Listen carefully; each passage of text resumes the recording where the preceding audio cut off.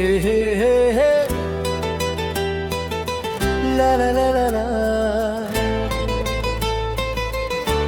हो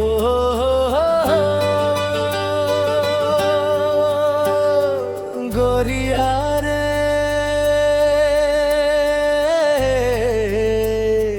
गोरिया करत हवा तोर इंतजार तह आजा बे नदिया के पार।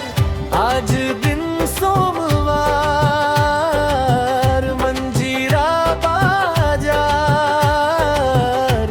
घूमा हूँ तो यार गोरिया रे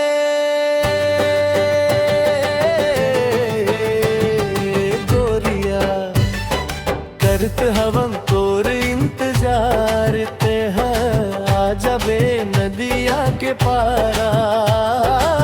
रास्ता देखत रहूं रे सजनी जल्दी आवे ना ते दिल के बात बताहूं आज तोर ले कत कमया कर खवं मैं गोरिया रे गोरिया करत हवन तोर इंतजार तह आजा बे नदिया के पार रे।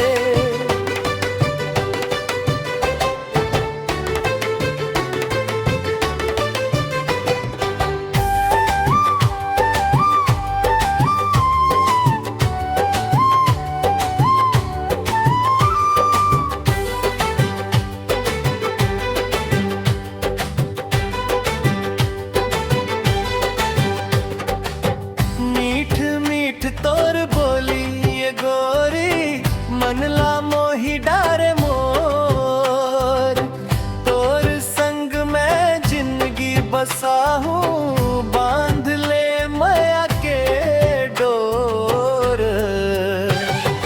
गोरिया रे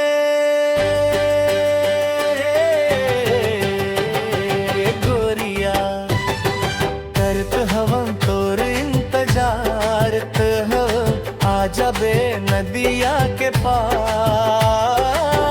आज दिन सोमवार मंजीरा बाजार घुमा हूँ तो लाया